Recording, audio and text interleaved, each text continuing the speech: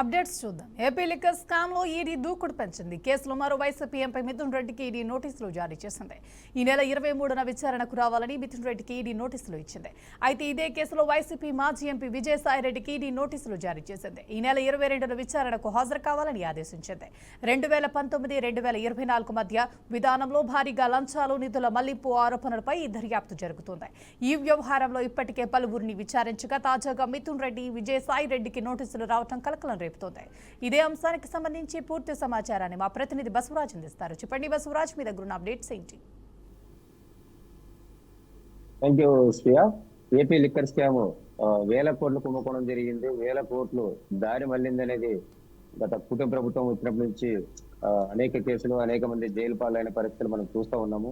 తాజాగా ఏదైతే ఎంపీ మిథున్ రెడ్డికి ఈ నెల 23న విచారణకు హాజరు కావాలని ఈడీ నోటీసులు ఇచ్చిన క్రమం చూస్తూ ఉన్నాము. అదేవిధంగా 22న మాజీ ఎంపీ విజయసాయి రెడ్డి కూడా ఈడీ విచారణకు పిలిచింది. మరి ఎన్ఫోర్స్మెంట్ డైరెక్టరేట్ ఎంట్రీ కావడంతో వీరు ఏదైతే ఈ కేసుకు సంబంధించి మనీ లాండరింగ్ జరిగింది, అదే విధంగా డబ్బంతా కూడా వైట్ మనీగా మార్చడానికి అనేక డొల్ల కంపెనీలు పెట్టి ఏపీ బేవరేజెస్ కంపెనీ నుంచి ఏదైతే ఈ లిక్కర్ స్టాక్ ఎక్కడికి వెళ్ళింది, ఎవరెవరి ద్వారా ముడుపులు అందాయి అనే అంశాలని వాళ్ళు కూలంకుషంగా పరిశీలించే సమగ్ర దర్యాప్తు, అందుకు సంబంధించిన పూర్తి ఎవిడెన్స్లు, అదే విధంగా ప్రూఫ్లు, డాక్యుమెంట్ పత్రాలు కూడా సేకరించినట్టు మనకు తెలుస్తుంది. ప్రధానంగా సిట్ ద్వారా ఇవన్నీ కూడా సిట్ ఎఫ్ఐఆర్ ఏ విధంగా చేసింది, సిట్ ద్వారా ఎఫ్ఐఆర్ కాపీ తీసుకొని వాళ్ళు కీలకమైన డాక్యుమెంట్లు స్వాధీనం చేసుకుని ఆ దిశగా రేపు 22, 23 అంటే 22వ తేదీ విజయసాయి రెడ్డిని విచారించి మరుసటి రోజు మిథున్ రెడ్డిని విచారించడము కొంత ఆశ్చర్యకరంగా ఉంది. అంటే వెంటనే ఇద్దరిని కూడా విచారించడం వల్ల అంటే క్రాస్ చెక్ చేసి ఆయన ఏం చెప్తాడు, ఈయన ఏం చెప్తాడు, అల్టిమేట్ గా ఈ విచారణలో ఈడైతే ఈ లిక్కర్ స్కామ్ లో ముడుపులన్నీ కూడా ఎవరికి చేరాయి, అందుకు సంబంధించిన బిగ్ బాస్ ఎవరు, ప్రధాన సూత్రధారి, పాత్రధారి ఎవరు, ఈ అంశాన్ని అంటే బయటికి తీసే క్రమంలో ఈడీ కొంత కృతనిశ్చయంతో ఉన్నట్లు మనకు తెలుస్తా ఉంది. మరి ఈ విధంగా పూర్తిలాగి ఈ మనీ లాండరింగ్, ఈ డబ్బంతా కూడా హవాలా రూపంలో విదేశాల్లో కూడా పెట్టుబడులు పెట్టారు.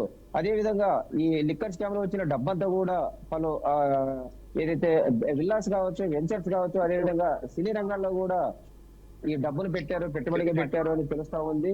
మరి ఆ సమాచారం మేరకు ఆ దిశగా కూడా ఏదైతే ఈడీ అధికారులు చేస్తూ అంటే పూర్తి సమాచారాన్ని సేకరించి తద్వారా ఇందులో ఇన్వాల్వ్ ఉండి లేదా విజయసాయి రెడ్డి అంటే ఈ లిక్కర్ స్కామ్ లేదా బ్యావరేజెస్ కంపెనీ ఏదైతే ఈ డిస్టిలరీస్ కు సంబంధించి మందులు సరఫరా చేసేదాన్ని అంటే ప్రభుత్వమే తీసుకొని ప్రభుత్వమే ఈ బ్రాండ్ షాపులు నడపడము, దీనికి వ్యూహకర్త ఎవరు, ఆ విధంగా చేయడం వల్ల మనం చూసాము. అంటే జనరల్ గా ₹2 కూడా ఈ రోజు ఆన్లైన్ లో ఫోన్ పే చేసే పరిస్థితులు ఉన్నాయి.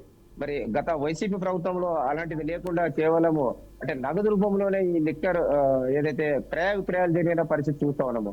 ఆ విధంగా వేల కోట్లు వీళ్ళంతా కూడా అంటే ఫోన్ పే కావచ్చు, గూగుల్ పే కావచ్చు, ఇవన్నీ లేకుండా అంటే మనీని ఏదైతే లిక్విడ్ మనీని గ్యాదర్ చేసుకొని ఆ డబ్బుని అనేక హవాలా కంపెనీలకు లేదా ఇతరత్ర కంపెనీలకు తరలించి సొమ్ము చేసుకున్నారు.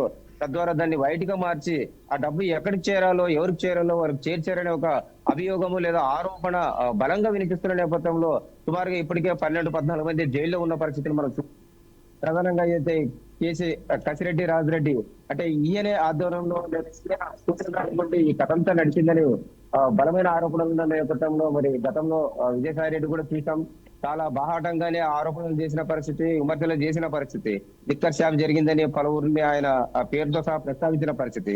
మరి ఈ క్రమంలో ఈడీ ముందు ఆయన హాజరవుతూ ఎలాంటి వాంగ్మూలం ఇస్తాడో, ఈడీ ఆయన నుంచి అంటే సుమారుగా 100కు పైగా ఏదైతే ఒక నివేదికలు లేదా ప్రశ్నలు ఒక పత్రాన్ని కూడా తయారు చేసి ఆయన ఏ విధంగా క్రాస్ చెక్ చేయాలి లేదా ఆయన ఏ విధంగా ఆయన నుండి అసలైన వాస్తవాలు కానీ నిజాలు కానీ రాబట్టాలనే యాంగిల్లో ఈడీ ఇప్పటికే అన్ని రకాలుగా ప్లాన్ చేసుకుని పథకం రచించినట్టు తెలుస్తా ఉంది. ఆ మరుసటి రోజే 23 ఏదైతే మిథున్ రెడ్డిని కూడా విచారణకు పిలిచి ఆయన నుంచి కూడా పలు ప్రశ్నలు సంధించి దానికి ఆన్సర్ రాబట్టుకునే క్రమంలో ఈడీ ఇప్పటికే సమాయత్తమైన పరిస్థితి చూస్తా ఉన్నాము. మరి ముందు అంటే బిగ్ బాస్ ని ఏ విధంగా సరే ఎవరు ఆ బిగ్ బాస్ ని తెర ముందుకు తెచ్చే లోప అంటే సాక్ష్యాధారాలతో లేదా పూర్వపరాలు పరిశీలించి పక్క ఎవిడెన్స్ తో రావాలని ఇటు సిట్ గానీ అటు ఈడీ గానీ ఈ రెండు కూడా ప్రభుత్వ సంస్థలు ప్రయత్నిస్తున్నట్లు మనకు అర్థమవుతుంది. Thank you Basavaraj, thanks for the update.